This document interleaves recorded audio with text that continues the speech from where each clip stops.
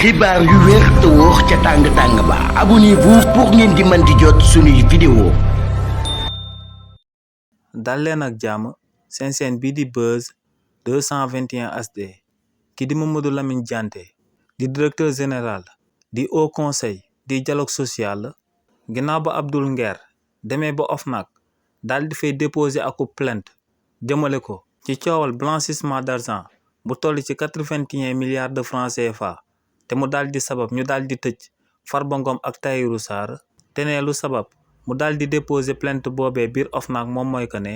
dafa daal di fokk ne ci coowal blanchissement d'argent boobee toll ci 81 milliards daa fokk ne daa am ku nekk biir trésor public te dañ ko cee war a daal di jàpp ne li ni mel moom moo sabab mu déposer plainte am boobee biir OFNAC ginnaaw ba Abdoul Nguer déposer plainte am boobee ba noppi yëkkati kàddum yooyee nag kii di Mamadou Lamine Dianté daal dina ko siy tontu kii di Mamadou Lamine Dianté ne taxawaayu Abdoul Nguer boobee ki ci doon amal akub misaal day mel ni que ne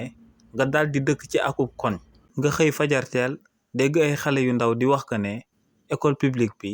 démb si guddi daa am ku si doon sàcc ne yow ginnaaw ba nga déggee li ni mel nga daal di sol say yére dem ba police daal di fay déposer plainte ne dangaa bëgg waa police daal di lay leeralal lu xewoon démb ci école publique bi ndax dangaa daal di jàpp que ne école publique sénégalais yëpp ñoom ñoo ko daal di bokk ne si li ni mel lu leer ba am moom mooy que ne waa police lu ñu lay daal di tontu moom mooy que ne yow miy déposer plainte boobee amoo compétence à agir te ne lu leer ba am moom mooy que ne Abdoul Nguer ci cas de figure boobee la daal di nekk ne dem na daal di saisir waa OFNAC waaye ne amul benn compétence à agir te ne lu leer ba am moom mooy que ne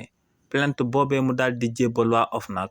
du mujj fenn ndax ne même ci plainte am bu mu daal di jébbalee yaakaar naa ak foog naa rek la fa daal di bind.